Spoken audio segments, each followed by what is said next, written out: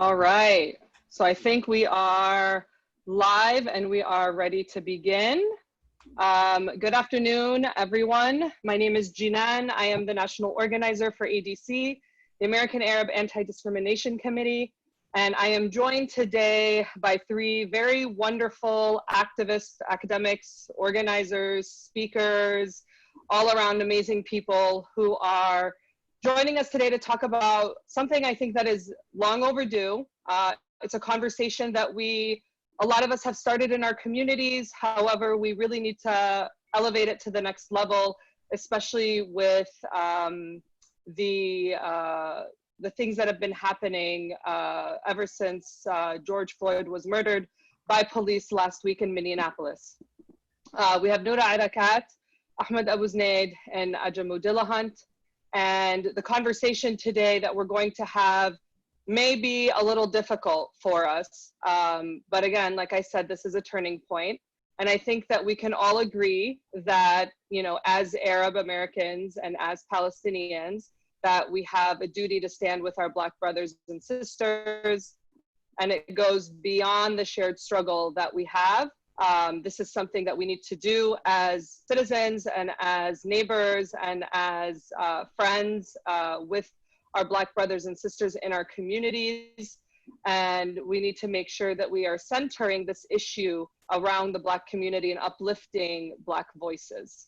I'm extremely honored to be moderating this webinar today. And you know, as somebody who grew up in Ohio in a very Black community and whose father owned a lot of businesses that served the Black community, this is also a very personal conversation for me. And I'm very much looking forward to hearing what our speakers have to say and what they bring to the table, and as well as the questions that our attendees are going to be sending in. So for our attendees, we will be giving each speaker 10 minutes to speak about their specific topic that they're going to discuss.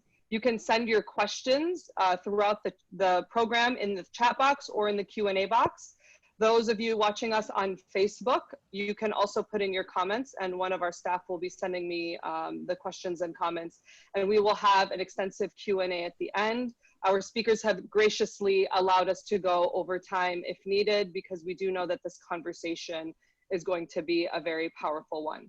So without further ado, we are going to start with Noura Erakat. Okay. Hello.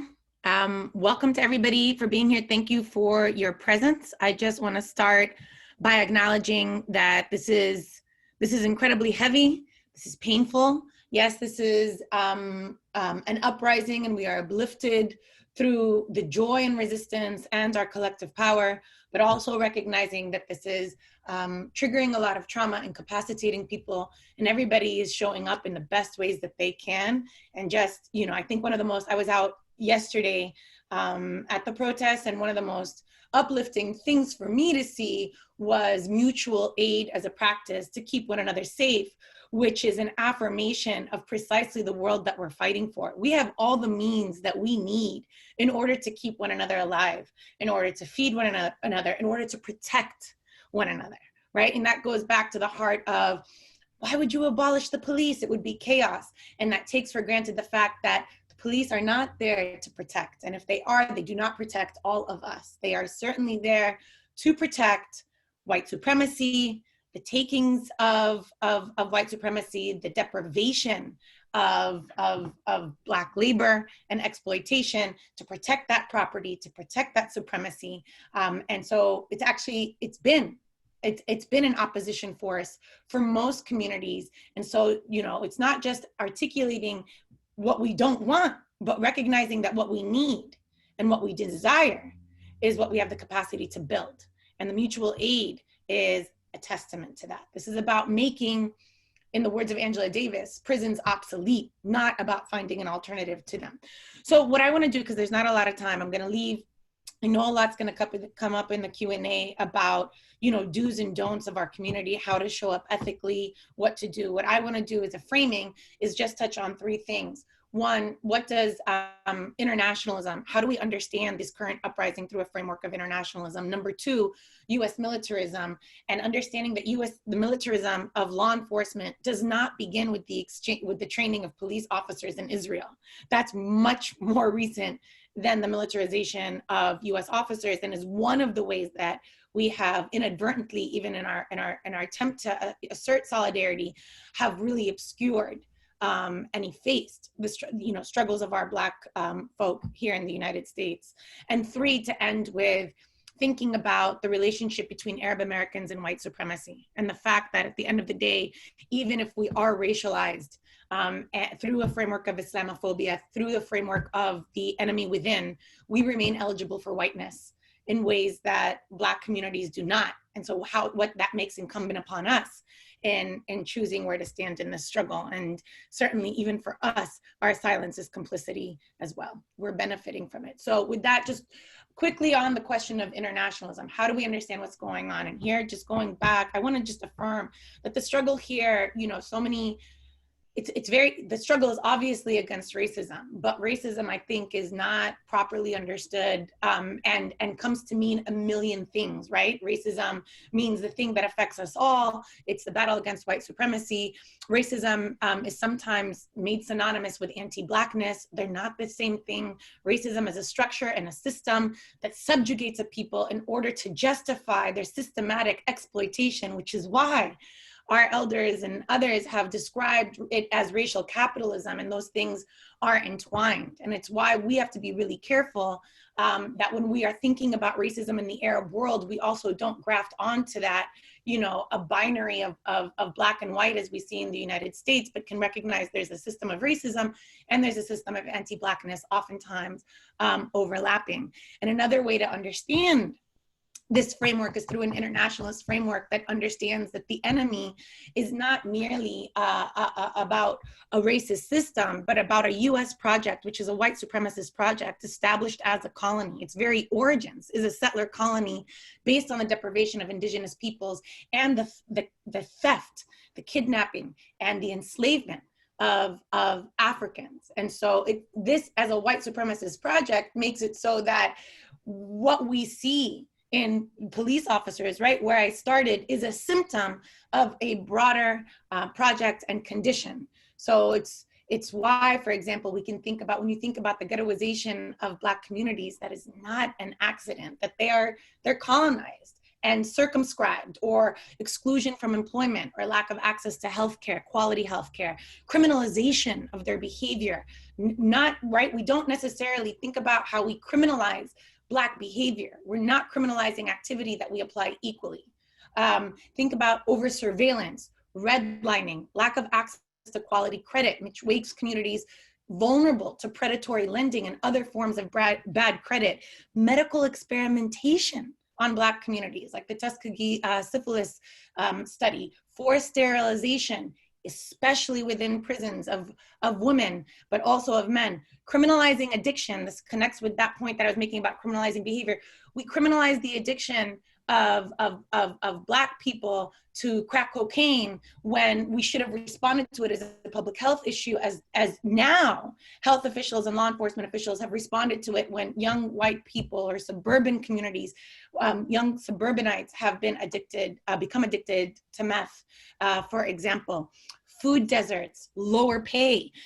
These are all the conditions that are set up in order to enshrine and uphold a system of white supremacy well before we get to the criminal justice system, which is then a means of enforcing that white supremacy, a means of ensuring the domination of Black communities. So then when we see over-policing of communities, we see racial profiling, we see mass incarceration, we see the historical exclusion of Black people from juries, we see lack of adequate representation because it's about a means of how much you can pay for representation. Police forces in the United States have historically and continue to be established as an occupying power that sees Black communities as the enemy and as the foreign force within. It's why this is not merely a struggle against racism, but about resisting the United States as a white colony and as an imperial power. And that schism is a schism that we see in the Black freedom movement, which is, again, to emphasize that when we choose solidarity or when we choose to uplift these analyses, these are not all consuming. It is a political choice we're making. When we stand in solidarity and alliance, that is a political choice that we're making. Similar, it's the same, I mean, I can go on many tangents, but let me just go on one. It's the same as when people say there's no such thing as pan-Arabism because Arabs are so different and unique from the Gulf to North Africa and the Levant in between. Pan-Arabism and Arab nationalism is a political project. These are choices that we're making. And within the Black movement, freedom movement, it's no difference between strands that have chosen to approach Black freedom as a quest to make America better, to fulfill the promises of the Constitution for inclusion and for civil rights, and a Black radical tradition that has seen the United States as an imperial power, as a colony, as not possible for reform. It's why Malcolm X, who was very much part of an internationalist tradition, explains you don't know where you stand in America until you know where America stands in the world.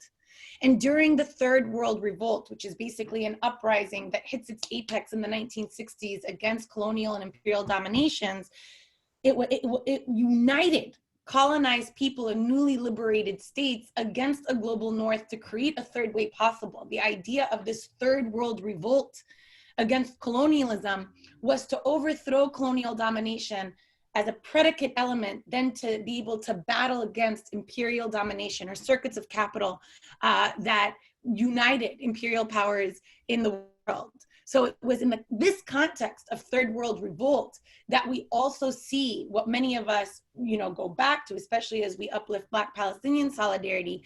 We see the apex then, because it was then that some Black organizations aligned themselves with the Third World Revolt and saw Black communities in the United States as not just part of the United States, but as a part of this global struggle, who saw their brothers and sisters in Cuba, in China, in Vietnam, in Algeria, and in Palestine. And it was a fracture within the Black tradition, and we see that fracture when the Black Panther Party and the Student Nonviolent Coordinating Committee basically understand and articulate that Israel is part of an imperial axis.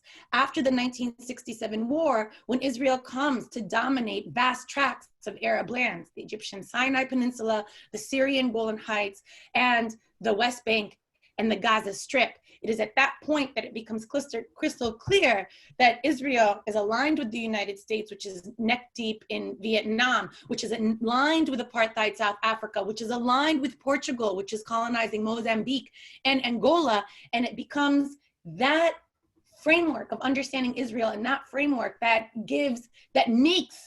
helps breathe energy and life into a Black Palestinian solidarity. And here, just 2 points to understand about this, because it's not the emphasis of the talk, but it's two things. Number one, Black solidarity with Palestinians was not fetishizing the question of Palestine or Black solidarity with any Arab liberation struggles, most notably in Algeria against French settler colonialism, was stemming from a Black internationalist tradition that saw themselves as part of this global struggle.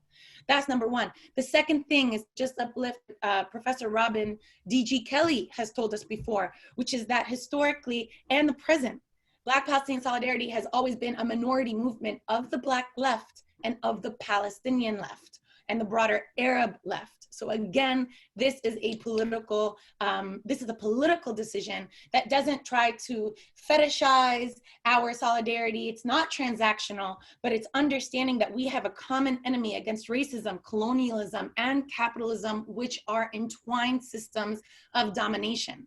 And just to go back to racial capitalism, it's why Ruthie, and I know I'm saying a lot, so just ask me in the Q&A, but it's why Ruthie Gilmore insists and reminds us there is no dismantling racism without dismantling capitalism. And again, this is part of this internationalist framework. Really quickly on US militarism. I just want to emphasize that US militarism has a long tradition, and it's a colonial tradition. right? It's a colonial tradition of exchanging technologies of repression between the metropole and the colony. So for example, what the British have historically done in their colonies, from Ireland to Jamaica to India to Palestine, of practicing their one system of repression was their emergency doctrine, or what we know as martial law, right? Britain perfected that in their colonies and brought it back home. And other colonial powers are no different. The United States is no different than that colonial legacy. And it's why we see the United States bring back the technologies of repression that they practice against the Vietnamese people to the United States. We see drone warfare come back to the United States. We see surveillance come back to the United States, right? So it's the Johnson administration who initiates the Safety Streets Act during the Vietnam War that begins transferring surplus military weapons from the Vietnam War to local police office, local precincts. It's why we see the first use of drone technology to kill in the United States is against a Black man in Dallas in 2016. It's why we see that the highest levels of surveillance are in Black majority cities, Atlanta and Chicago. So by the time we get to police training in Israel, we have already, this is part of a continuing legacy, not the beginning. It's not the Israelization of the United States. The United States is a racial colony par excellence and has exported these traditions. And I just want to emphasize that settler colonies have exchanged traditions so that Nick Estes tells us, right, that even apartheid, Bantustads in apartheid South Africa is a concept that they get from Canada, which is a settler colony, and reservations established there for Native Americans. So let me just end, I probably already over time. So let me just end by saying, what does this mean for Arabs and Palestinians in the United States? What does it mean for us? And all of us at some point are either out of status or are citizens, but we have to recognize that yes, we are racialized as an enemy within the United States. We are overly surveilled. We are portrayed very negatively. We are over-policed. Indeed. And we've been shown that by amazing scholars like Nadine Nabir and Sarah Gaultieri and Rabab Abdelhadi and Amani Jamal. Yes, sisters. And so many others. But they have shown us also that we remain eligible for whiteness. Because when we're granted citizenship in 1915 and we fight for that citizenship in a series of Supreme Court cases, we have to assert, because citizenship is predicated on whiteness until the Black freedom movement made us all eligible for it, right, through the Civil Rights Act. But in 1915, we had to prove that we were more white, and that because of our whiteness, we deserve to be citizens. And that meant that we had to distance ourselves from Black people and from Asians, but especially from Black people. So although our citizenship remains probationary within the United States, we still remain eligible. And our eligibility decreases every time there's a new US war against our peoples, right? Every time from 1967, which was seen as a proxy war, to the Gulf War in 1990, 1991, to the global war on, US's global war on terrorism, to the second incursion of Iraq in 2003, our eligibility has decreased, but we remain eligible, which means that we have to, it's an imperative upon us to choose to be on the Black side of the color line in a struggle against white supremacy, rather than to vie for inclusion within a white supremacist project. Ask me about that, and other people can speak to it as well, but let me just end with a quote from a freedom fighter who has fallen amongst us, Bassem Masri, who died at the very young age of 33 in late 2018, but who put his body on the line and repped hard for communities in Ferguson in joint struggle. And he explains that during his struggle and in an interview I did with him, that the Arab American community hated on him so much. They created negative narratives about him, about his impact, the impact of his proximity to Black communities, including his friction with the police. So that in Bassem, Allah yarhamu, his own experience, he's telling us, even in the height of a renewed Black Palestinian solidarity in 2014 during the occupation of Ferguson, which is really interesting because there's one occupation of Ferguson, now there's 15 different military occupations. But he was showing us that even during that height, Arab American communities were hating on him for his proximity and trying to distance themselves from Black communities in order to protect themselves, especially because of ongoing FBI surveillance. But he says this, and I want to leave you with this, where he sums up everything I'm trying to say in this quote, when he says, Black people are the moral voice in America. Without their liberation, there will be no Palestinian liberation. That is the only way I see ending a $3.8 billion aid package a year. It's always been Black people who check the white people and tell them this is wrong. Thank you.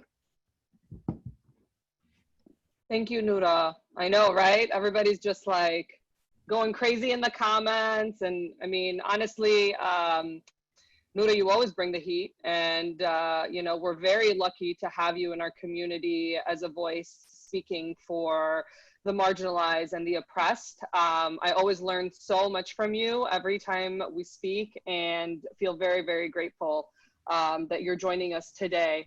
I think it would be a good time now to segue then to Ajamu to discuss your perspective on Black internationalism, but you also wanted to touch on the movement you ran in Durham on stopping the police training in Israel of the police force. So I'll turn it over to you, and keep your questions coming in for all those watching and all of those on Facebook. We are going to get to your questions at the end of the program. Thank you. So good afternoon to all those on Zoom and those joining via Facebook Live. I want to express how honored I am to participate in this webinar and thank Comrade Noura for the opportunity to be here and for a commitment to the freedom of oppressed people. I also want to thank the American Arab Anti-Discrimination Committee for your firm statement in support of the Black Freedom Movement and for hosting this webinar. I joined this discussion as your brother in struggle and as a person who, as a high school student, unequivocally asserted my support for the Palestinian struggle for freedom. In fact, much of my political work has been a part of and in conversation with the Palestinian Solidarity Movement. In 2014 and 2015, the murders of Mike Brown, Freddie Gray, Sandra Bland, and so many others sparked my participation in the Black freedom struggle. As I was becoming an active participant in the struggle for a better world, I began to learn about the role of the United States in the occupation of Palestinian land. Since then, I have been committed to the struggle for a free Palestine. And so I come to this call as someone who is eager to continue the Black radical tradition that has been in support of the freedom of all oppressed people, not just in theory, but in political struggle. And I come to you as someone who is prepared to fight in order to defeat our common enemy and build a world where our communities have true self-determination. And so in my remarks, I plan to give an overview of this period against police violence, what it means. Comrade Noura has already contextualized it so great for us. And I also plan to discuss the international character of this period. And I plan to share insights from my time with the demilitarized Durham to Palestine Coalition that led the struggle to get Durham, North Carolina to become the first city in the country to end police exchanges with the Israeli occupying army. I will also talk about what the Durham to Palestine Coalition meant and what it means for Black and Palestinian solidarity today. And hopefully in the question and answer, I can talk about some Black organizations to directly support who are leading this charge in this period and how this rebellion can lead to a stronger and even more mobilized Black and Palestinian solidarity movement. So what we are witnessing in this period is police maintaining a project of brutalization and terror on people of African descent that has long existed. And as we talk about violent police murders and the masses' response to them, any discussion on police in the 21st century and our struggle against them requires a brief historical examination.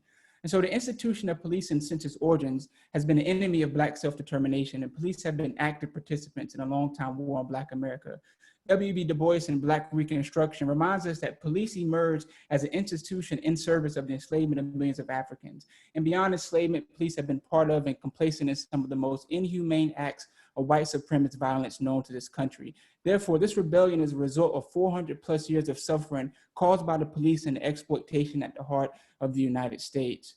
And given police are connected to enslavement, the current movement that is calling for a defunding of the police and calling for abolition must be seen as part of and a continuation of the abolition movement of Frederick Douglass's generation. And to be clear, the movement that is bringing organization to this period of rebellion and demanding long-term institutional transformation recognize that we have an obligation to not only follow in the tradition situating our struggle in Black internationalist thought, but we must advance it and build upon it. This movement is local and it is international. The Black freedom movement of the 21st century has and continues to pose the United States imperialist project and is calling for the building of a new world. The movement seeks to shake the empire till its knees. This resistance to racism and all forms of exploitation requires the participation of all oppressed people. The freedom movement never has been and never will see our struggle as a domestic one. We know that police violence in the United States has been strengthened by their training in Israel. Therefore, this is a global fight and should not be seen as anything other than that. An important struggle that demonstrates how the local and international can be acted upon is the demilitarized German-Palestine coalition. The victory had its roots in the anti-apartheid movement that took place in Durham decades prior. The victory has its roots in the many years of Palestinian solidarity that took place in Durham. The organizations part of the coalition had been in struggle together for years and built a level of revolutionary trust. For example, in 2016, when the Black Youth Project 100 held an action against the building of a new police headquarters in Durham and chained ourselves to the police station, guess who was there with us chained to the police station? Our Palestinian comrade. So the organizations part of the coalition had a common understanding of the world and who our enemies were. The campaign didn't fall out of the sky. It was rooted in years and years of revolutionary struggle. And so the campaign can be looked at from a host of different angles, but the way in which I will approach it for our discussion today is how it ushered in a new era of understanding for the possibility of Black and Palestinian solidarity. And as part of our campaign, we developed a petition that made very clear that we were opposed to the brutalization committed by the Durham Police Department and the State of Israel, and that the Durham City Council should also take that position. But we also adopted a host of other tactics to achieve our victory. We knew how much education and the development of the consciousness of the broader Durham community was to achieving our victory. And so a key element of the campaign was the strong presence of local college campuses. The importance of UNC and Duke's SJP chapters to the campaign cannot be overstated. They played primary roles. But in addition to Duke and UNC, another college campus, a historically Black college in Durham, North Carolina Central University, also played a key role in the campaign and is a good entry point into how Black and Palestinian solidarity unfolded as part of the coalition's broader work.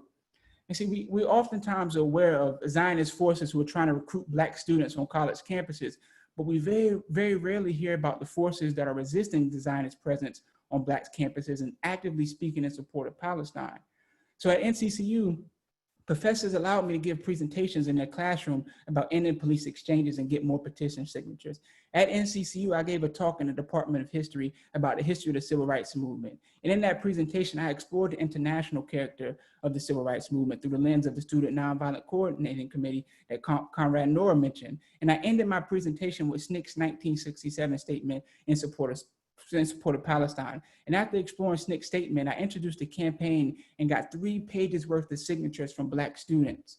And at NCCU, when I returned from Palestine, a department on campus asked me to be the keynote speaker for the annual lecture. So comrades and friends, what I'm saying here is that a firm solidarity with Palestine had a strong presence on a Black college campus in the South, and those Black faculty were willing to fight and defend their position in support of bringing attention to the Palestinian freedom movement.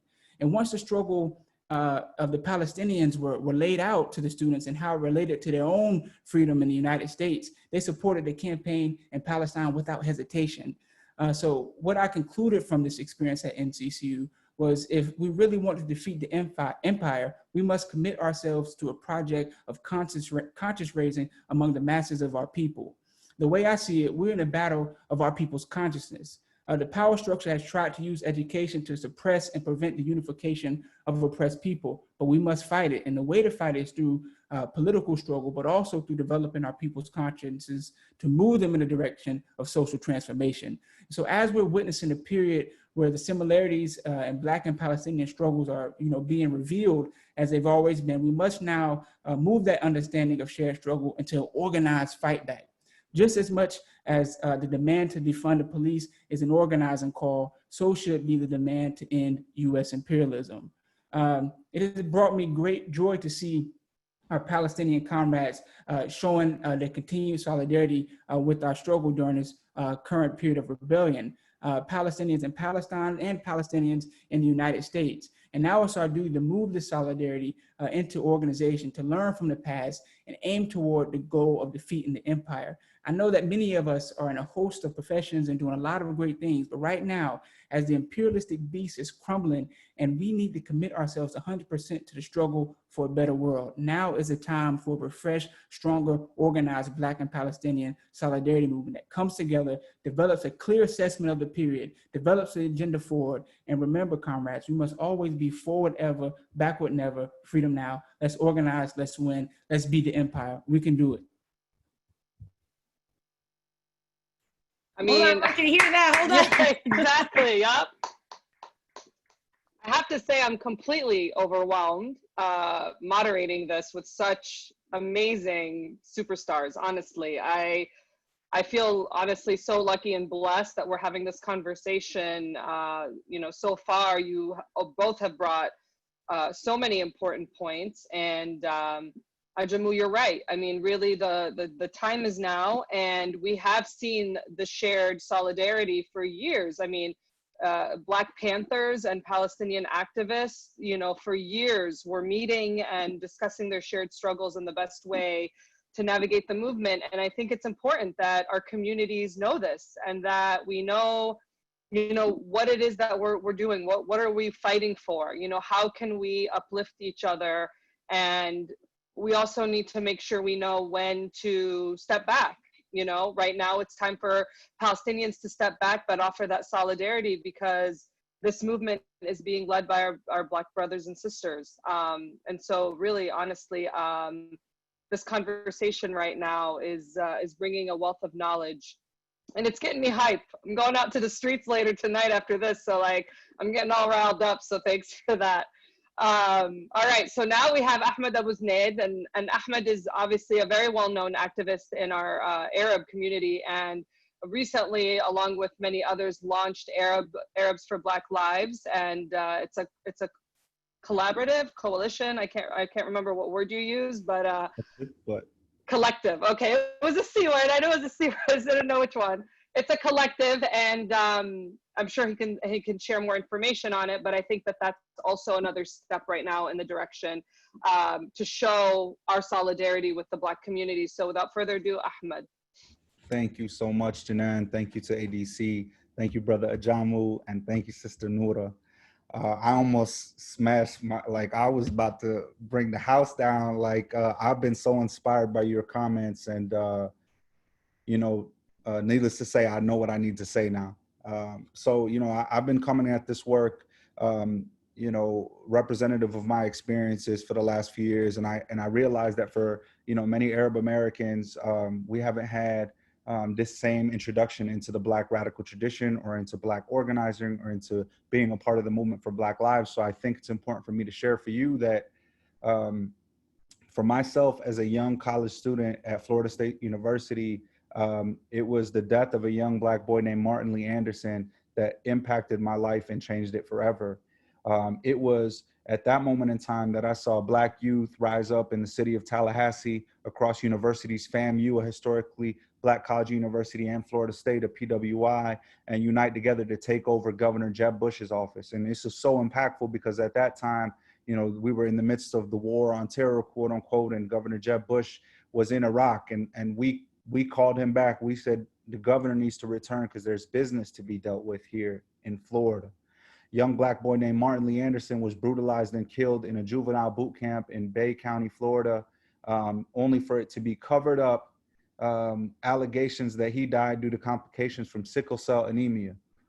Needless to say, folks were on pins and needles waiting for any update, and we were able to access a video that was publicized after a record search, which showed guards in this boot camp beating him to death.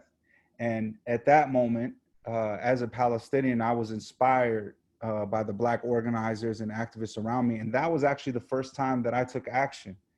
We took over the governor's office, and I did this as a part of an effort after a collective pain and trauma circulated in the North Florida and Tallahassee areas. But I had grown up in Palestine, right? I lived under occupation. It wasn't the occupation that drew me out to the streets to protest. You know, it wasn't being strip searched by Israeli guards that had me in the streets for the first time in my life, right? It wasn't witnessing my mother being strip searched. It wasn't the checkpoints. And all of that is real pain and trauma. And so what I'm trying to uplift here is we have a moment before us. right now with George Floyd and the countless others that we've lost, to dig in and lean into what really causes us to be human, that interconnectedness, right? That recognizing that for me, Martin Lee Anderson, and then later when we founded Dream Defenders, Trayvon Martin were a part of a connection that I had with the rest of humanity and the rest of the world. And we can't keep ourselves in these silos of Palestine only or Palestine first or Palestine the most. It's not what it's about. In moments like these, we need to lean into our humanity. And so what Noura has laid out and what Ajamu has laid out is that there are systemic practices that many of our community may not be aware of, but many of our community are aware of. And I think that's what gives me hope in this moment as well. It's not just hearing from inspirational sisters like Janan and Noura and the many others like Rasha Mubarak and Maythal Hassan, Linda Sassour, and all these folks who are doing this work, right? But it's that we all are a part of this work. We're all centering the right voices. We're all pitching in when it counts. But, in this moment, dig deeper. A couple more points I wanted to lift up, about my participation in this movement. Arabs are already taking action. I want to lift up the examples of the Arabs that are taking action right now and have been for decades. The AAAN in Chicago, other organizations in Chicago representing Arab Americans have done their due diligence here, really breaking this down at a local level, at a grassroots level. Also Erakat in the Bay Area, I want to shout them out. This work has been going on for decades, and it's important to note because sometimes when folks see the Dream Defenders in Palestine, they give us too much credit. They assume that we've led this connection. And to Noura's point and Ajamu's point, this work has long since existed. I just wanted to say, Noura explained so eloquently the systemic breakdown of life, liberty, and the pursuit of happiness, the systemic breakdown of that life, liberty, and pursuit of happiness against Black America in a profound way. And Brother Ajamu, same, I just been inspired by the connections you made and the efforts that you all made in Durham. A couple things for the Arab American community, and I'll wrap up so we can get into some question and answer. I want you to know a couple of things. There has been a war against Black people in this nation since its inception. You have a role in this fight, right? And our oppressions, to the point that folks have made and been wanting to make, do exist at the crossroads of oppression. But our experiences also exist at the crossroads of justice and liberation. Thank you for being here today. I look forward to better days tomorrow. I look forward to continuing to fight with you all. And let's get into further discussion. Yes, Ahmed, thank you. Thank you so much. I'm like reading the comments and I just like, I mean, it's just like amazing, awesome, great, snaps. Like everybody's just really energized by this conversation, and it makes me realize honestly how important this really was for our community. And so, yeah, so we have so many questions. Like we had 500 people register on Zoom. And so I've got like 100 questions and I'm trying to filter through them. And for those on Facebook, you can also write your questions in the comment section and they will be sent to me for us to discuss. So here's a question that someone had sent in on Zoom that I think we can start off as a launching point, because we've talked about, the history, and we've talked about the solidarity and the solidarity between Black and Palestinian communities. And this person writes, how do we use our privilege as Palestinians in the US or as Arabs to better hold our own communities accountable for anti-Black racism? And also, is it appropriate for us to educate our communities on anti-Blackness without Black folks there as a means to take labor off of our Black siblings? Because I know a lot of Black organizations that are out there. Muslim Arc, for instance, is a wonderful organization based out of Detroit. And, at this point, I mean, the conversation around trainings and like, how do we become better as organizations? Like, this is not the time for you to be approaching Black organizers to teach you, right? Because right now they need that support, but it's important to get that training. So at what point, do you approach these organizations? And then as Arabs and Palestinians, how can you start using your privilege to support Black communities? I want to jump in here, and I know, you know, there's plenty of conversation on the topic. I want to jump in at this point to introduce the effort that Noura mentioned earlier, Arabs for Black Lives, which is a collective that Noura is also a part of. And we're very excited about, because this is a moment again where we have to dig in to this conversation. What we have is a statement along with a call to action. And in the call to action, there are several action items that we can take, including a conversation around a possible training around anti-racism. But that's like long-term work, right? That's work that's not going to happen to change hearts and minds over a day.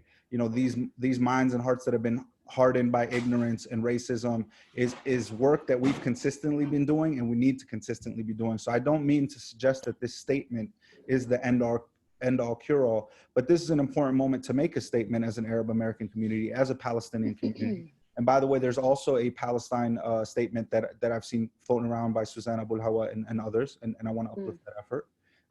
The BNC actually issued a statement, right? So BDS and many others are issuing statements, but we need to have those attached to call to actions. And part of that call to action is indeed this conversation around racism within the community. So I'll stop there. Okay, thank you. And Rasha Mubarak just posted the link for Arabs for Black Lives Collective in the comments for anyone who wants to check it out. I want to jump in here too, and Sure. just echo what Ahmad said and say that, you know, I'm really uplifted by the amount of activity and work that's taking place in response to this moment. So yes, AROC, yes, BNC, yes, you know, existence is resistance, yes, Arabs for Black Lives, yes, the petitions like by Susan Abu Hawa and Rana Bakr, yes, Shireen Damra, who created the artwork that has now come to represent this moment of uplift and resistance. And so there's a lot that we can do to criticize the ways that we've shown up to this moment. You know, initially the knee-jerk reaction was to use images of Black subjugation and war on Black bodies to evoke images and parallelism to the Palestinian struggle, which makes a lot of sense. As Nada Alia has documented today, you know, this is also the response to trauma. Right? But for all those things and stumbling along the way, I think we're also showing up correct, which is to know, number one, this is a Black liberation struggle. So your role, our role, is to fall into line, right? If you can't, you know, and all of us can do our part. If you want to show up if you can, but that takes a lot of privilege, right? Able-bodiedism, you might not, you have something, you know, if you have kids, you have someone to take care of your kids, you have to have transportation, you can't have an autoimmune disorder right now, like there's a lot. If you can show up, and when you show up, fall into line, instead of trying to be a hero in this moment. There's Black organizations that have been leading these struggles who have so much acquired knowledge about how to protect themselves and to get free. We shouldn't, you know, at the very basic level, just ask, what do they want us to do, right? Number two, if you can't do any of that, donate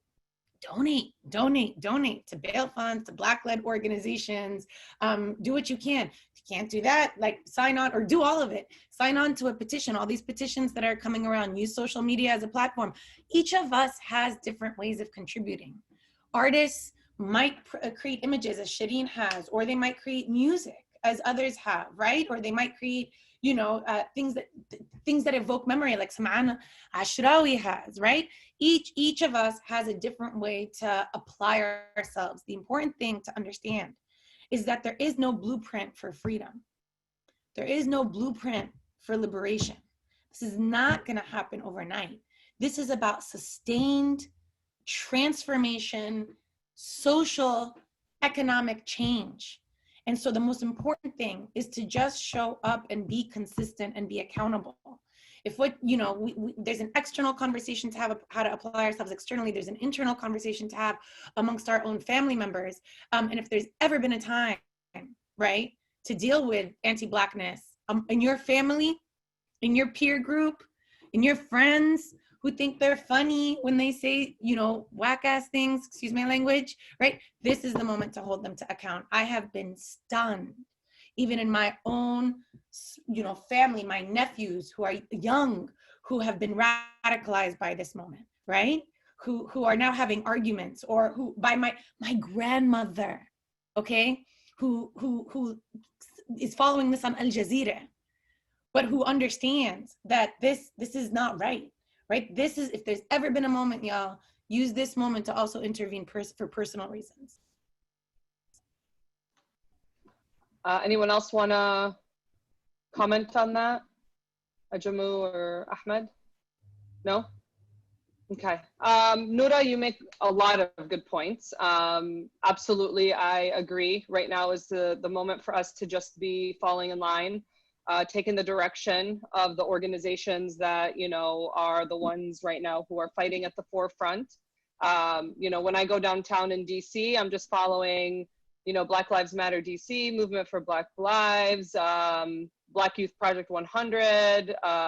These are the organizations that, you know, I've been following in DC for direction on what they're doing and making sure that we're not stepping outside of, you know, what they want this movement to look like.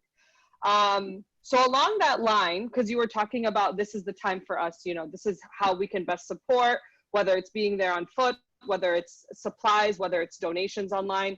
Someone sent in a comment that said, what's your opinion on the line between virtue signaling and actually making a difference?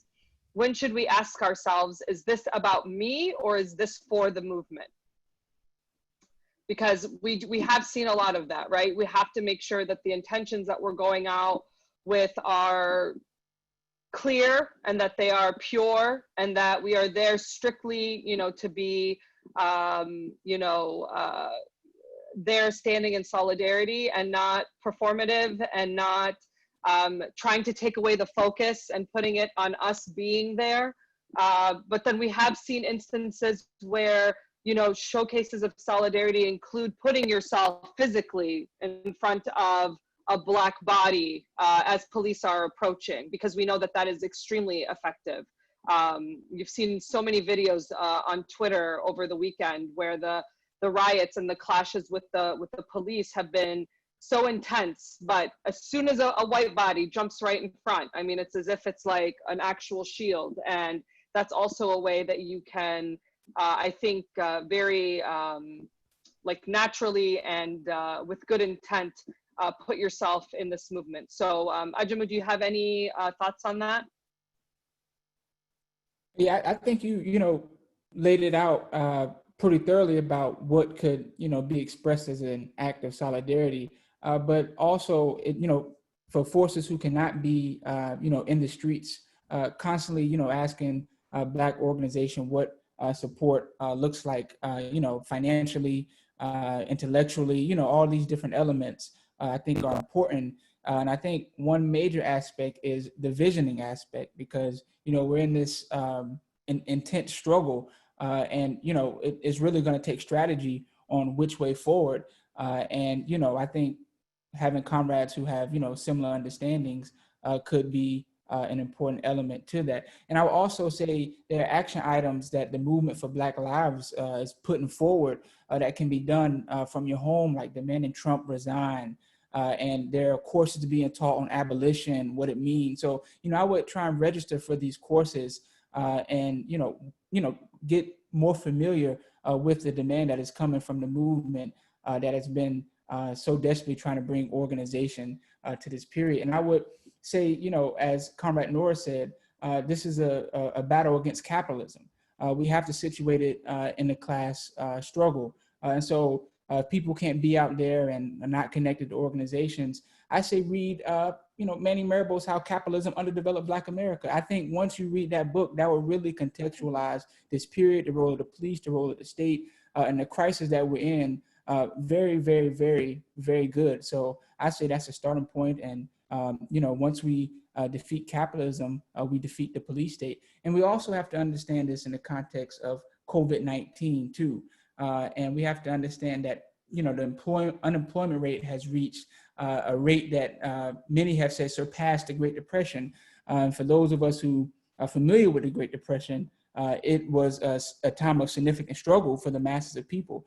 So people are responding to the failures of capitalism, the failure of the police, the failures of the state. And so this is really bringing forward an opportunity for real social transformation. So the police is a point of departure, but understand how these other factors are important too. I'll just jump in briefly to say, thank you for that, brother. I'll just jump in briefly to say that in related note, with the Dream Defenders, when we used to talk about, organizing and building power, we talked about self-interest. So as it relates to this question, we all have to do that work to examine our own self-interest, right? And the way we define self-interest was actually self amongst others, right? So when Brother Ajamu and Noura are talking about capitalism, right? And we talk about the war on Black bodies, we're also talking about the war on the poor, right? And we're talking about these efforts to collectively keep us down. And so examining our self-interest and how we fit into that. I always utilize a quote, and I definitely always forget the name, but Aboriginal activist from Australia was talking about what true solidarity is. And the gist of the quote is that if you're here because you feel bad for us, or it's like a pity solidarity, then you don't get it. What solidarity is really understanding that this war on Black bodies is a fight that is you have to be involved in, not because you feel some type of way about Black people, but it's a war that absolutely impacts you, your life, the society, the environment, the world that we live in, and you have to do something about it. I'll stop there. Okay. Wonderful. I'm just gonna echo everything said. And I don't know that I did this, so I just want to uplift Ahmad and Jinan and Ajamu for being my comrades in struggle, and for teaching me, and for growing, and for leading the way, and for acting with such humility and commitment. So thank you to you all.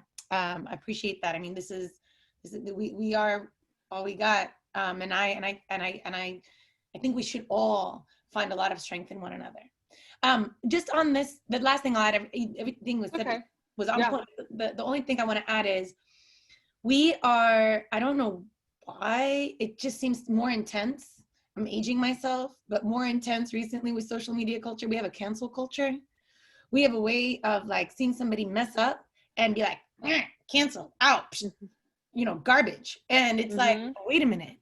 Y'all, we are all projects in development. All of us are making mistakes.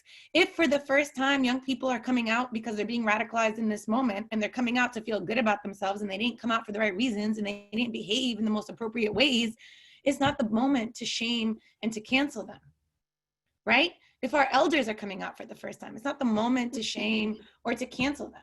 We should everybody, we are all in constant development. We are all unfinished projects, and we should have some patience with one another to call one another in to correct kind of how it is that we show up, how we should be showing up, what that looks like. And we recently in our movement have experienced that. So I would just say, be kind to one another. Absolutely. And help us train one another as we do this better.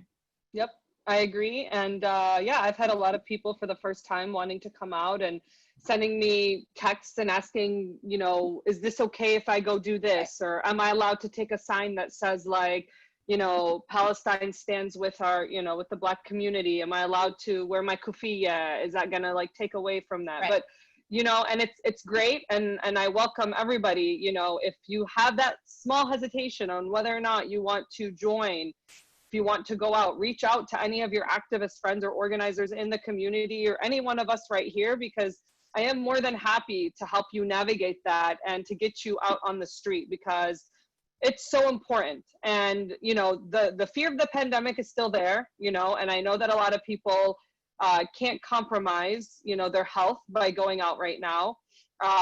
My friends keep sending me messages like, make sure you get tested next week, make sure you get tested. And I will after this weekend, because I'm going to go out for the next 2 weeks. But you do what you can, and take that first step. And like you said, Noura, we should not be judging people.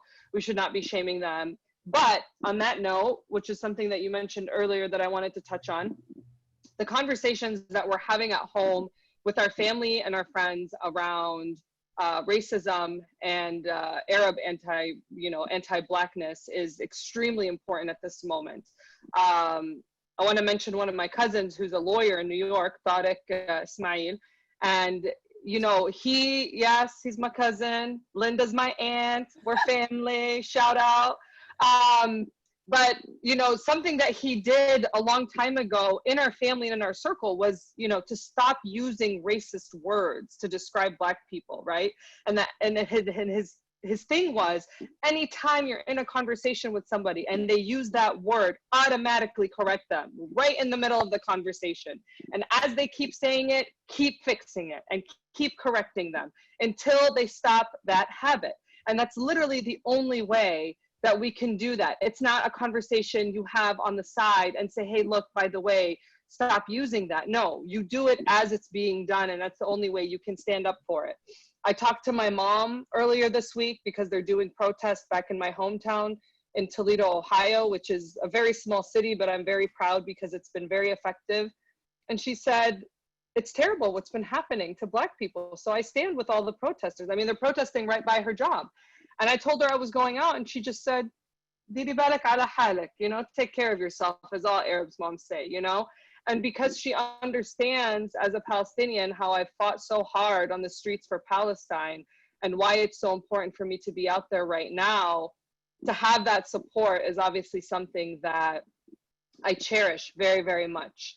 And I think that the more that we talk to our families and the more that we have these conversations, they'll start to see why it's so important for us to be out there. And as you said, Noura, Bassem Allah Yarhamo, facing a lot of hate from his own community is such a shame, right? And he died for the cause and left behind such an amazing legacy. And I think that, you know, for me specifically, like, he inspired a lot in me to go out and do this work.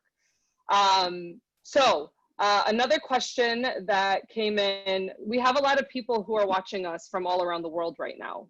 And a lot of them are asking what they can do while not being in the United States to support Black Lives Matter movement and other movements for the Black community. So anybody take that? Yeah, I think Noura said it quite simply, like, we can ask the Black community, and the thing is, without burdening folks, Ajamu mentioned that it's already been laid out, right? Because the movement for Black Lives has been putting out things, but it gets a little tricky when you talk about people abroad, right? I'm not sure how much, you know, people abroad writing to Congress people or, you know, local officials will help, but you can donate, right? You can have these conversations. You can spread awareness. You know, I'll let other folks speak, but a lot of things have been laid out already by movements and organizers, and so some of the answers are already out there for us. Okay. I would stay in tune with Black Alliance for Peace because I know they've put something forward to the United Nations and seeing if there may be some elements of that work that can be supported from forces internationally. So Black Alliance for Peace is also another organization to follow and stay in up to beat with. Wonderful. I would say, you know, respond to this moment for people all over the world. Respond to this moment as you would respond to any freedom struggle, right? Huh? If you had to imagine yourself in a moment of, you know, uprising against apartheid, what would you do? Right? I've seen comrades in Dublin in front of the U.S. ambassador's home, you know, spreading this message. We've seen images come out of Idlib in Syria. Yep. Messages of solidarity from Gaza. There was a protest last night in Haifa. So all of those, you know, this is global. This is a reminder that Black people are fighting a freedom struggle, which oftentimes gets obscured because there's been a Black president.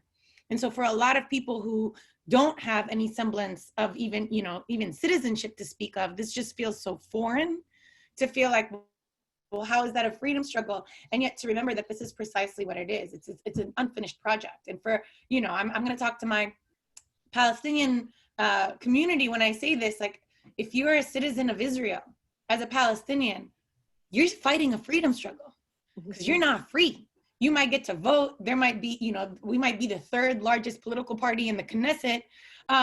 We are under a structural form of domination and fighting for that freedom struggle. So we should not get it confused of what's at stake. And on that note, again, because I saw some notes and I get this again and again and again and again, Palestinians die every day. We are fighting a freedom struggle every day. Our support and our solidarity with the Black liberation movement does not take away or diminish that.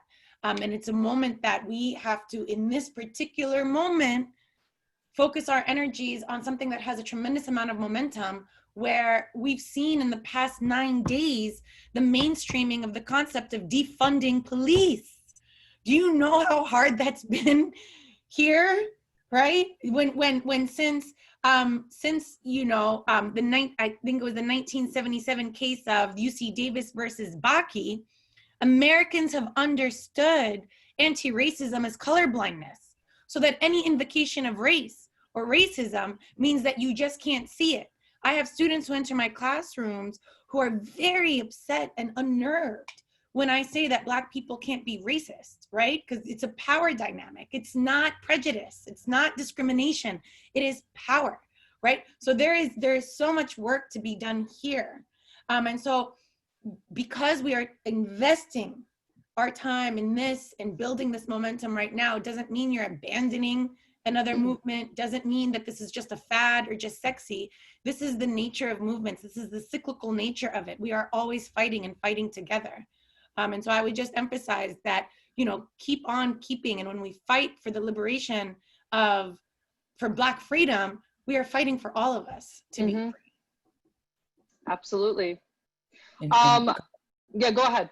Oh yeah, I was just going to say to add on to what Comrade Noura said. You know, Comrade Kwame Ture in 1960 in Cuba at a conference told the conference of the Organization of Latin American Solidarity that you all fight from the outside and we'll fight from the inside. You know, so given that the U.S. is an international superpower, wherever there is U.S. oppression or imperialism or colonialism that exists, when you fight, you're aiding our struggle here in the U.S.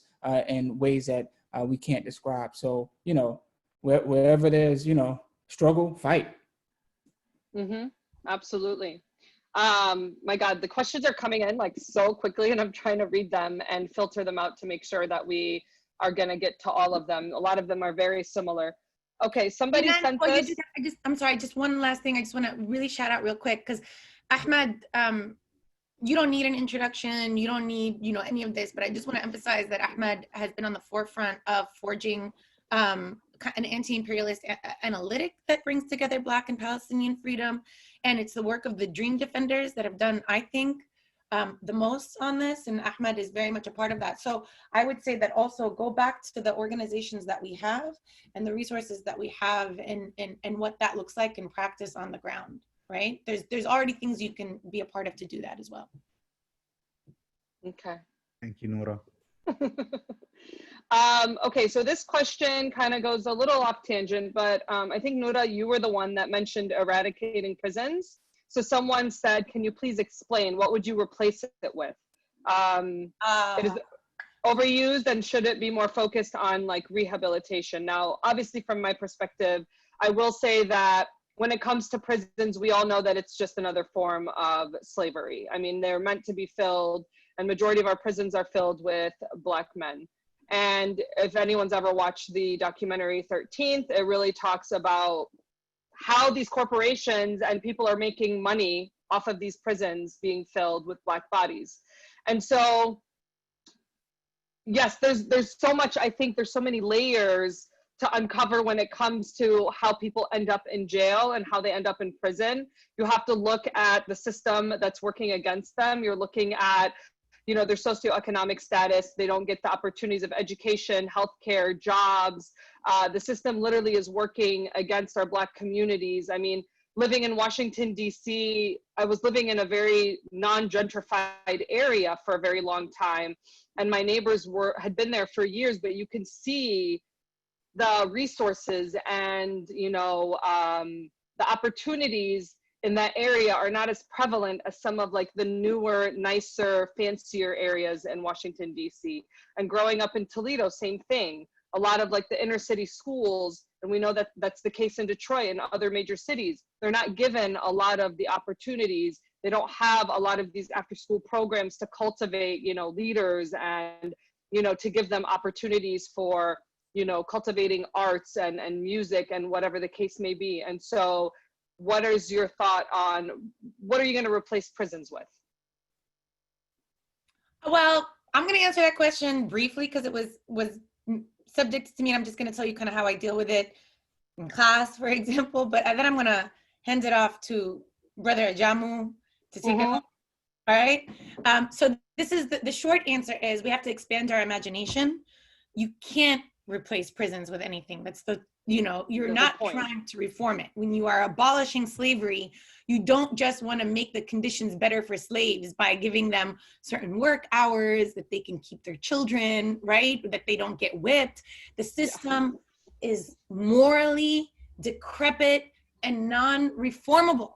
So first start by beginning there in your imagination that has to be the beginning point. And then here I draw from a tradition of abolitionists who have taught me and Black feminists, you need to make the prison obsolete. And right, I said this in the beginning with the words of Angela Davis, make it so that you don't need the prison. We don't need prisons. It is the fact of deprivation by accumulation. It is the fact of violence against certain communities. It is the fact of racializing and subjugating communities that we then need police in order to enforce what becomes, we describe as crimes, but might be a different form of reparations to take back what should have been equally distributed in the first place. So a lot of abolitionists have been telling us recently, and using the framework of defund the police, because it's easier to imagine it in that way, if our budgets for police are $300 million, use $250 million, if not more, for the social services that we use the police now to supplement, because we don't have a welfare state in place, because we are such a neoliberal society. We believe that everybody makes it on their own, which is a lie, right? So think about what happens when we allocate those resources for mental health services, for educational services, for services as young education as children, universal basic income, universal health care, right? Universal housing, adequate housing. This is where you can see the connection. It's not about getting rid of something to replace it. It's about making that prison system unnecessary. And if you want to bring it home, because I know our audience is a lot of Arabs and Palestinians, think about the connection here between what happens if we save $3.8 billion a year that goes to provide Israel with weapons, and that actually goes to serve communities, so we don't need police to protect these unlawful takings and basically protect white supremacy. So I would just, it's about beginning to reimagine this. So, okay, John. Oh, comrade, you summed it up, the ability to reimagine that a better world is possible. Abolition means investing in education, housing, jobs, and things that contribute to the uplift for our community. A form of abolition would be, instead of investing, in police and prisons, invest in historically Black colleges, invest in, collective aspects of our community. And in my estimation, abolition for me is demand for a socialist world order, and when I think about abolition, I think, about the Cuban doctors who are trying to get to the U.S. to help fight COVID-19 that is impacting Black and brown communities at a significantly high rate. So, when we talk about abolition, it's simply a better world is possible. And it's having a world that cares about people. And, you can't have abolition if there's capitalism. So again, it goes back to this economic structure. So yeah, abolition equals a socialist future. Absolutely. Can I drop some names just, because so much of this work is collective, right? I'm constantly reading and learning from my sisters and brothers in struggle and community in struggle who's teaching. Tinjiwe Makaris, Derica Purnell, Ruthie Wilson Gilmore, Angela Davis, right? I'm massacring his name, so I won't say. Think of Cedric Robinson, think of Robin Kelly, right? Robin Kelly writes in Freedom Dreams, and this is where I get this from. The freedom dream of African Americans is incomplete without reparations. And it's not to say that the act of reparations, but it's the social transformation that would make us enthusiastically support reparations for understanding how inequitable the system is, right? So I'm just dropping the a few names because I think that these are the folks, Marbury Stolly Butts, like these are all folks that are working in an abolitionist tradition and are teaching and writing and grinding so that we know what this means. Carruthers. Mhm. If you guys can type those in the comments, because people keep asking for a lot of this stuff. And any written works that you feel are important for people to read in order to understand what we've been talking about today. People are asking for a lot of books or articles or websites for them to be able to go. And make sure you're sending it to panels and attendees, not just the panelists, not calling anyone out. But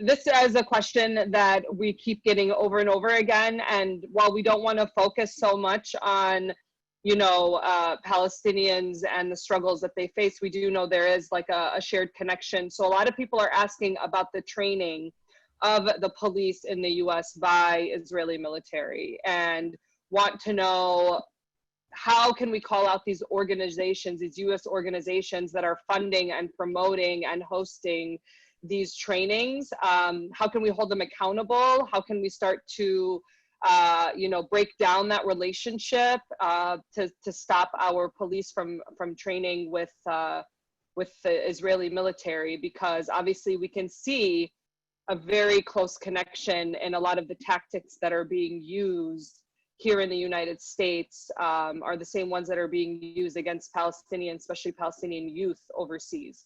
So Ajamu, obviously you worked on that when you were in Durham. Did you want to start us off?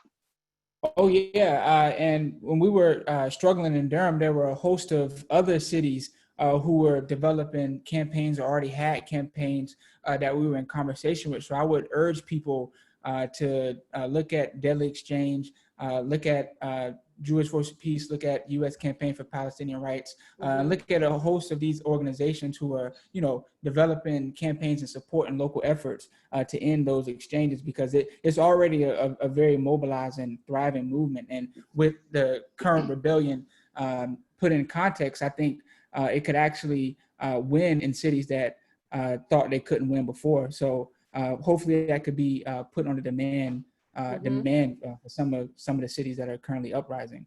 So yeah, I would see if there's an organization locally that has a coalition, join it, support it, do what's necessary.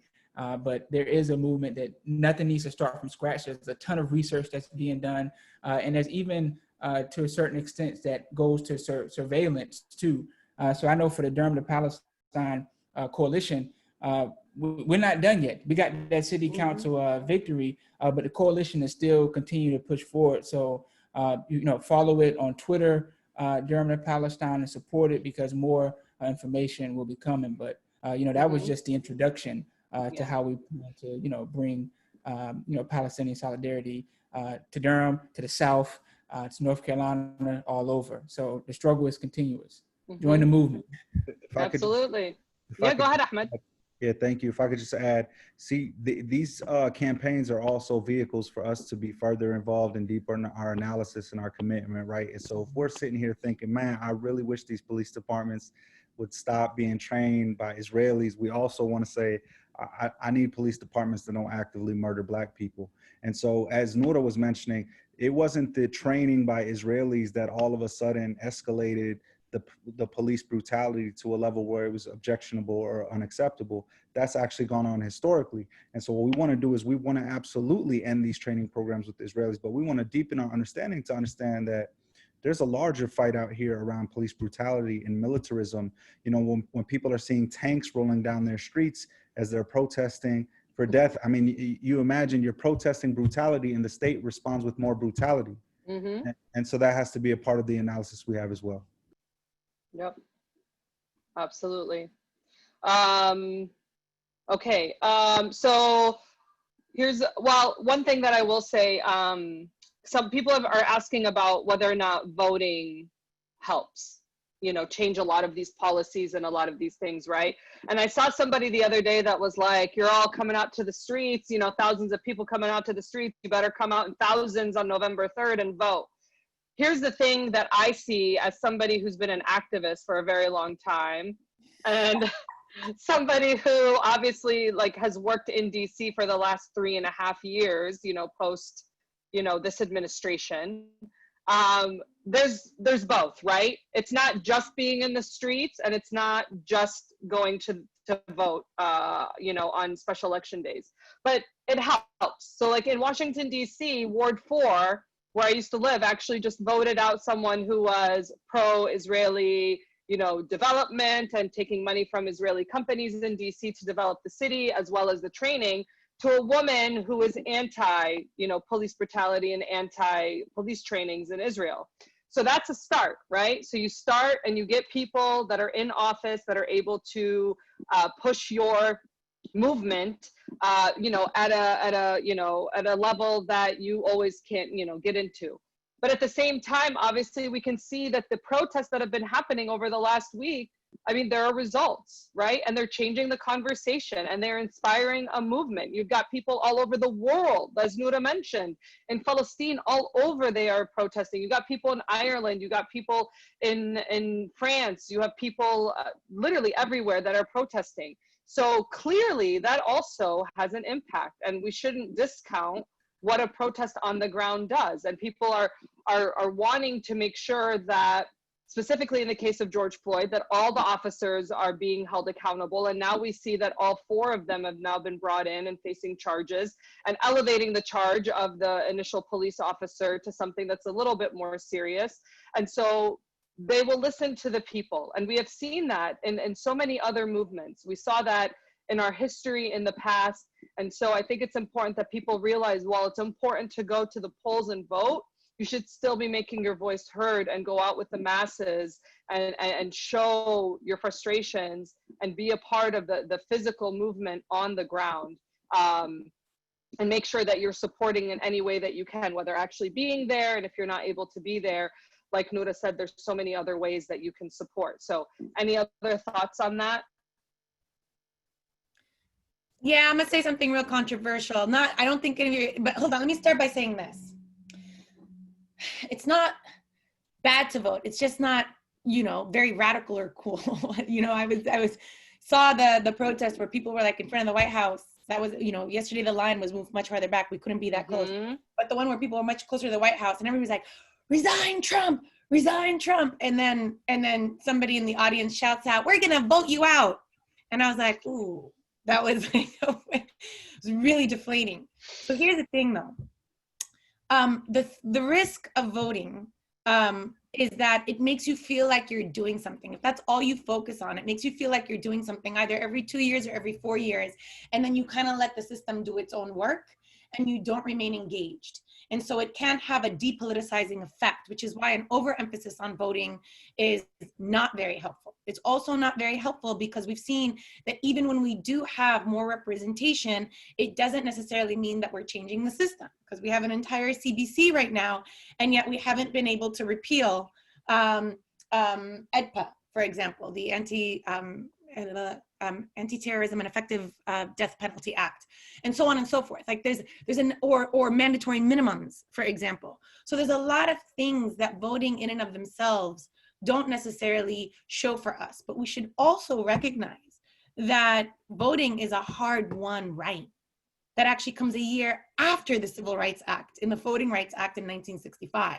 So we should not take it for granted either, right? It is a tool. It is a tool, and it's an imperfect one. And right now, what I'm gonna say is, I do not like Biden. He is so deeply part of the political center of the Democratic establishment, has even said that he would not move the embassy from Jerusalem back to Tel Aviv, let alone, conditioning aid to Israel. I mean, he's just so many things. I can't, but I will vote for him. I'm gonna tell you what, I'm gonna vote for anybody on that Democratic ticket, not because I believe in these people, but because we need room to fight. What this administration has done is increasingly shrunk the space that we have to struggle. So it's not that they're gonna be on our side, but at least give us the room to do the work that we need to do without being criminalized. When Trump passed that executive order in December 2019, basically equating anti-Zionist activism to anti-Semitism, that made it, and now we can be prosecuted under Title VI on our university campuses for even teaching about these things. That was shrinking space I had available, right? In order to just organize. So I'm not voting for Biden because I want him. I'm trying to maneuver for more political space to do the work necessary. So yeah, I'm a vote. And it's gonna, you know, it's not what it is, but I know that I'm not voting for somebody who represents me. I'm voting for a little bit more space than I have right now without taking, you know, a tranquilizer that says I've done my work. And I just started it. Yeah, absolutely. It's important for people to realize that at this moment, the least that you can do is not enough, right? Like, oh, well, you know, I shared this petition or I put a black box on social media on Tuesday. It's like, okay, and then what then, right? There's a lot of people out there who have followings. They could be influencers or people who are not really in the movement space, who are not organizers or activists. And how are they using their platform in order to change the narrative or to uplift Black voices right now, to get them to show exactly what is needed at this moment. I really don't want to do this, but we have to stop because we're approaching 4:30. This has been probably the best hour and a half of my life in recent time. I've honestly, yeah, I'm floored by, you know, our speakers and the conversation we've had, but more so by the response of our community and, you know, the support that everyone has been given. I'm hoping that we can do this in the future, because this is not a conversation that's ending today. This is something that we're gonna have to continue to speak about, and we're gonna have to continue to check in with each other and hold each other accountable and make sure that we're doing what we can in order to push the movement forward and make a society where we all can, you know, stand together and move together and achieve the equity that we all deserve, specifically our Black brothers and sisters. So before we close, I will give it to our speakers to give us some closing remarks, some action items for people to do at this moment. People are asking for any resources and any websites that you have. I know you've been sharing them. I will save, the chat is being saved, so I will share all of the links and all the resources that are a part of this webinar to everyone who signed up on our Zoom, and we will post it probably in our next ADC newsletter for anyone. So make sure you go to our website and sign up to receive our newsletter so that we can make sure that you receive this information. Okay, so any last thoughts? I don't want to have the last word, so I'm going to just jump in real quick and say this. Okay. Two things. I think that there is work that we should use this momentum to think about how we can work at the institutional level in Arab America, you know, basically, you know, our Arab American institutions, to think about dedicating resources for education, political education on these issues, right? It's not, you know, tangential, it's not secondary, but it should be central to the work that we do. Outreach positions, people who are developing resources, who are doing training for the trainers, our next generation, you know, this is generational.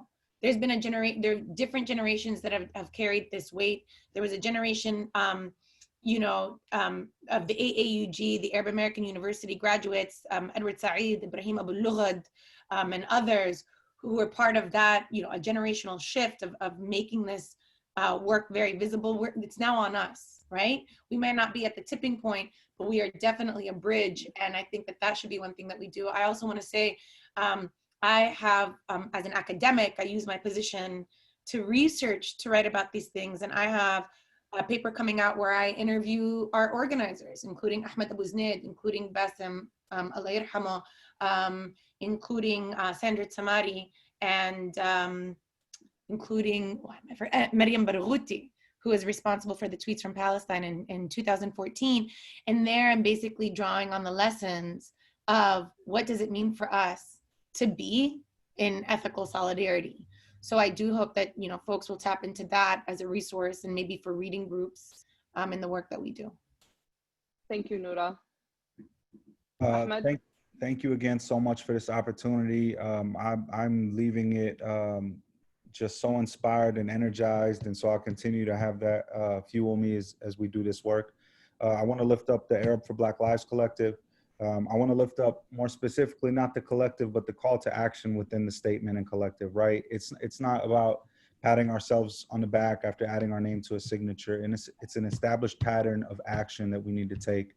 And in that call to action, you'll see several organizations that you can either look to for leadership, from the Movement for Black Lives to Dream Defenders and others. And you can look to Arab organizations that are already doing this work, Palestinian and otherwise. So there is a home for you. Once again, there is a war on Black bodies in this country. There's a place for you in this fight. And let's meet at the intersections of liberation and justice. Thank you. Thank you, Ahmad. Ajamu. Yes. My closing remarks is that my fellow panelists, I'm ready to fight, and I'm ready to strategize with you all and do whatever is necessary to move our struggle forward. So at this junction, write it down. I am committed. I am ready to fight, strategize, and move this call into action. And also, of course, like fellow panelists have said, support the Movement for Black Lives, Dream Defenders, Palestinian Youth Movement, and all the other forces who are doing work, the Durham to Palestine Coalition, Project South in terms of international character, and then study. There's a book out, Black Power in Palestine. I would read it, understand it, critique it, and see how we can, move it forward and see how we can complicate Black and Palestinian solidarity. How can we look at the limitations, figure out the contradictions, address those contradictions, and move the struggle forward? Because again, our common enemy wants those levels of contradictions to maintain. So how do we take a proactive approach and address them, build, and put up one hell of a fight? And I say, as anyone in the Black freedom movement would say, organize. Another world is possible. Let's win. Absolutely. Thank you so much. Before we close, I want to do a moment of silence in remembrance of all the Black lives that have been lost to police brutality in this country, as well as our Palestinian brothers and sisters who are also fighting their own struggle in Palestine. So if you could all join me for just a quick moment of silence in remembrance.